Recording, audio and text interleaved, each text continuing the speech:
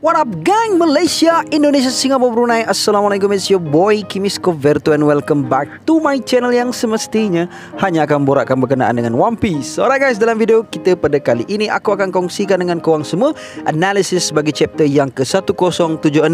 Chapter pada kali ini mempunyai banyak informasi yang sangatlah menarik untuk kita bincangkan bersama. Antaranya termasuklah apakah Seraphim berjaya dikalahkan oleh gabungan Luffy, Lucci dan Zoro Kaku ataupun tidak. Kemudian tentang Dr. Vegapunk yang kemungkinan besar akan mati dan juga tentang Shanks yang dilihat kini mengakui kekuatan yang dimiliki oleh Eustace Captain Kidd. So jom, let's proceed with the content. Tapi sebelum itu, kepada korang yang belum lagi subscribe, jangan lupa untuk subscribe dan menekan bell notification button supaya korang tak ketinggalan video-video dari aku. Dapatkan brownies cookies homemade di Shopee, produk terkini dari aku. Hantarkan video-video review anime korang ke email kimiskoverto@gmail.com sekiranya korang berminat untuk sertai speaker-speaker di channel Skoverto Anime. Follow TikTok Kimi Skoverto untuk mendengarkan fakta-fakta pendek dari aku. Ayo kita jadikan channel ini setanding dengan channel-channel curi yang ada di seluruh dunia. Say with me guys, Ikuzo Yarodamo.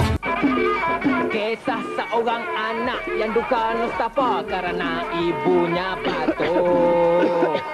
Perkara pertama yang aku nak bincangkan dengan korang semua adalah tentang Seraphim, S-Hawk dan S-Bear. Kita dapat tengok yang watak S-Hawk juga sebenarnya merupakan sebuah Seraphim yang mempunyai kemampuan buah iblis seperti mana Seraphim-Seraphim yang lain. Ternyata kemampuan buah iblis yang dimiliki oleh S-Hawk ini adalah kemampuan buah iblis super-supernomi. Perkara ini sangat menarik kerana kita dapat tengok yang Vegapunk ini memberikan buah iblis kepada Seraphim itu sesuai dengan kekuatan dan sifat yang mereka miliki. S-Hawk yang merupakan klon bagi Greatest Swordsman diberikan kemampuan buah iblis untuk menukarkan diri menjadi bilah pedang, manakala S-Shark yang merupakan klon bagi The First Son of the Sea yang merupakan seorang fishman pula diberikan kemampuan buah iblis untuk berenang ke mana-mana saja. Walaupun kedua-dua watak ini pada asalnya tidak mempunyai sebarang kemampuan buah iblis, namun buah iblis yang diberikan kepada Seraphim mereka ini mempunyai kaitan yang sangat sesuai dengan mereka berdua. S-Bear juga dilihat mampu untuk menggunakan serangan yang pernah digunakan oleh Bartholomew Kuma untuk menyerang Little Ors semasa di Marineford dahulunya, yakni serangan Ursus Shock. Hal ini menunjukkan kepada kita bahawa Vegapunk bukan saja memberikan kemampuan buah iblis ini kepada Seraphim,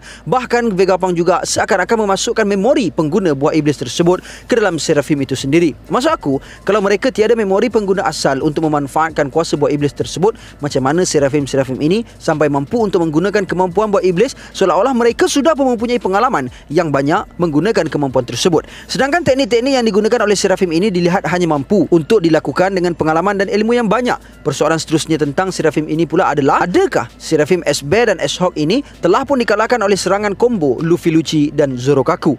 Maksud aku, kita memang ditunjukkan dengan panel kedua-dua Seraphim tersebut telah pun terpelanting menembusi dinding level face akibat daripada serangan combo yang luar biasa itu. Akan tetapi, sekiranya kita meneliti keadaan Seraphim-Seraphim itu semasa mereka sedang terpelanting, mereka dilihat tidak mempunyai sebarang kerosakan pun. Kalau macam Pacifista sebelum ini, kita dapat tengok yang PX5 dan juga PX7 telah pun meletup setelah diserang oleh Luffy dan juga combo Zoro Sanji semasa dalam chapter yang ke-601 dalam Return to Sabaody punya arc. Tapi untuk si Seraphim S-Bear dan S-Hawk ni pula, mereka tak meletup pun setelah diserang oleh combo Luffy, Lucci dan Zoro Kaku ini.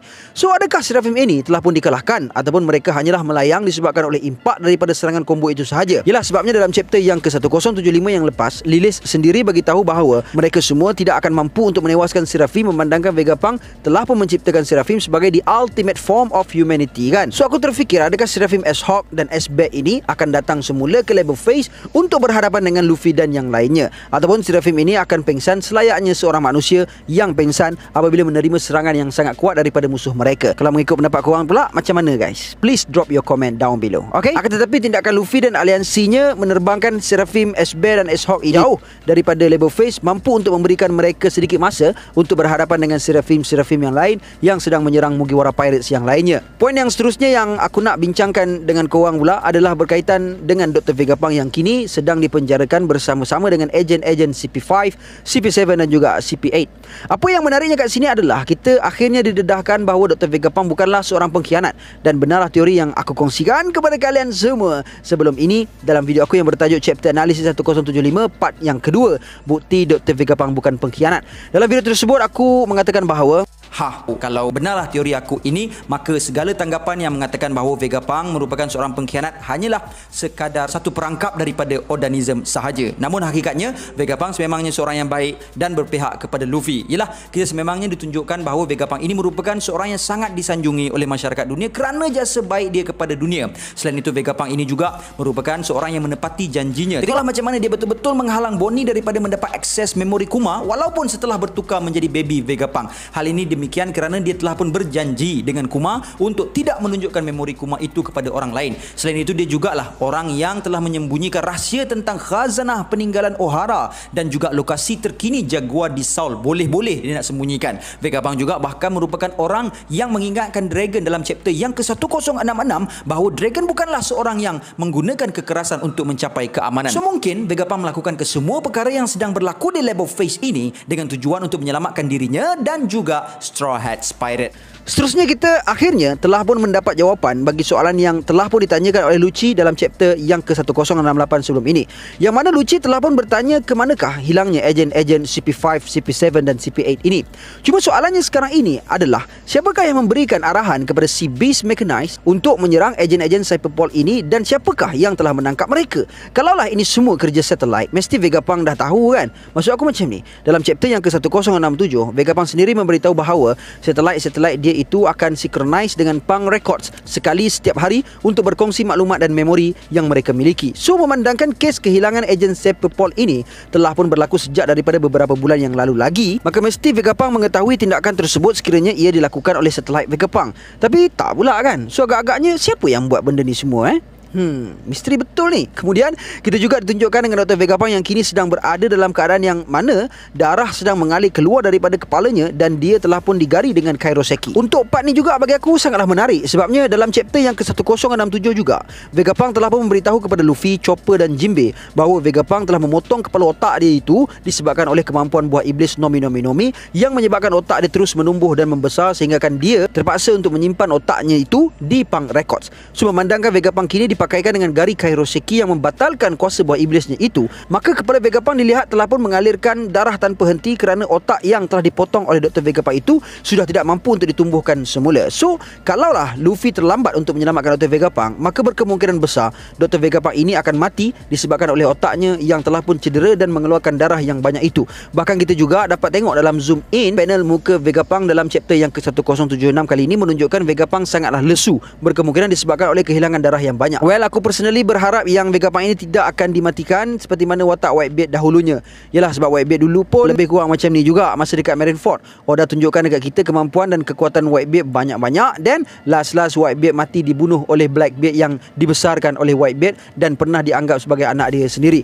So sekarang ni Oda dah tunjuk kat kita macam-macam kelebihan Dr. Vegapunk. Maka aku harap Vegapunk tidak mati dibunuh oleh ciptaannya sendiri ataupun boleh kita katakan sebagai anaknya sendiri lah juga kan, memandangkan Vegapunk yang menciptakan dan membesarkan mereka semua ini. Perkara yang menarik yang aku nak bincangkan dengan korang semua pula adalah tentang kapal-kapal marine yang telah dikerahkan ke Egghead Island dengan jumlah yang melebihi 100 buah kapal dengan pelbagai saiz. Besar betul konflik yang sedang dihadapi oleh Luffy sekarang ni dengan masalah dalaman dekat Egghead ni lagi. Lepas tu marine yang nak serbu pulau ni lagi. Luar biasalah ancaman kali ni. Agak-agaknya macam mana Luffy nak meloloskan diri kali ni Seterusnya, perkara yang menarik juga adalah tentang Lucci dan Kaku. Adakah mereka berdua ini akan memutuskan aliansi dengan Luffy dan Zoro apabila Marine telah pun tiba ke Egghead Island? Yalah, sebabnya si Lucci ni memang nak hapuskan Luffy pun kan. Tambah pula Lucci dan Kaku ni pula bergabung dengan Luffy dan Zoro disebabkan oleh mereka terdesak je. So kalau Marine dah sampai nanti, takkan dia orang nak berpihak kepada Luffy lagi kan. Tambah pula Gorosei Senju Garcia Satun tu ada sekali kan. Kalau Gorosei nampak mereka ni berpihak kepada Luffy, tak pasal-pasal sekali dengan Lucci dan Kaku akan menjadi buruan bagi world government. Pada pendapat korang macam mana pula guys? Poin yang terakhir yang aku nak kongsikan dengan korang semua adalah untuk bahagian Red Hair Pirates yang kini berada di Elbaf. Perkara pertama yang paling menarik bagi aku adalah tentang budak Giant yang merayu kepada Shanks untuk menyertai Red Hair Pirate namun telah pun ditolak oleh Shanks. Tindakan budak ini dilihat sangatlah sama dengan Luffy semasa kecil dia dulu kan. So guys, mungkinkah akan ada two piece ataupun one piece Giant pula lepas ni? Aku gurau je geng. Poin yang paling menarik bagi scene Red Hair Pirates ni sebenarnya adalah apabila kita didedahkan bahawa tangan Eustace Captain Kidd sebenarnya bukanlah dipotong oleh Shanks itu sendiri. Kalau kita perhatikan dialog yang dikatakan oleh Backman dan Lucky Rook, maka ianya menunjukkan bahawa Bang Batman lah yang bertanggungjawab untuk memutuskan tangan Kid. So terjawablah sudah soalan kita semua sejak daripada chapter yang ke-928 sebelum ini lagi. Seterusnya ayat Shanks yang mengatakan bahawa dia tidak tahu sama ada ini adalah masa yang baik ataupun masa yang buruk, memandangkan dia baru sahaja ingin berlayar ke lautan. Juga membawa maksud yang menarik sebenarnya. Mungkin maksud Shanks bagi masa yang buruk itu adalah sekiranya mereka berangkat lebih awal, maka ketibaan Kids di Pulau Elbaf tersebut mungkin akan menyebabkan kekacauan yang besar. So nasib baiklah mereka ada kat situ lagi. Yalah, sebabnya Ustaz Captain Kidd ni memang dijuluki sebagai seorang lanun yang suka buat kacau. Sebab itulah dia tergolong dalam golongan Worst Generation dan mempunyai bounty yang lebih tinggi daripada Luffy semasa pertemuan kali pertama mereka di Sebaudi Archipelago sebelum time skip dulu. So dengan adanya Shanks di pulau tersebut, ianya merupakan masa yang baik untuk Red Hair Pirates melindungi Pulau Elbaf agar pulau tersebut tidak diincar oleh Kidd seperti mana Bartholomew mengincar salah satu kawasan Shanks sebelum ini. Poin yang seterusnya pula adalah pada dialog Yasop yang dilihat sangatlah teruja dan bertanya kepada Shanks adakah mereka betul-betul nak lakukan benda ini apabila Shanks mengarahkan mereka untuk berlayar. Possibly keterujaan Yasop itu adalah kerana pelayaran mereka yang seterusnya ini bakal menjadi satu petualangan mereka untuk mula mencari One Piece, memandangkan Joy Boy telah pun bangkit semula, ataupun Yasop ini teruja disebabkan oleh mereka nak berlawan dengan Kid Pirates. Selain itu kita juga dapat tengok yang Shanks kini telah pun mengakui kekuatan yang dimiliki oleh Kid apabila Shanks meminta bantuan daripada Brogy dan Dory untuk berhadapan dengan Kid. Maksud aku kat sini adalah Shanks kini telah pun memandang Kid sebagai a worthy opponent untuk berhadapan dengan dia. Yalah, kalau sebelum ni Kid nak tengok Shanks pun tak mampu, kali ni Shanks sendiri yang mengetuai mereka dan membawa bersama Brogy dan Dory sebagai tanda bahawa Shanks mengakui kemampuan Kid yang telah pun berjaya untuk menewaskan Yonko Big Mom sebelum ini.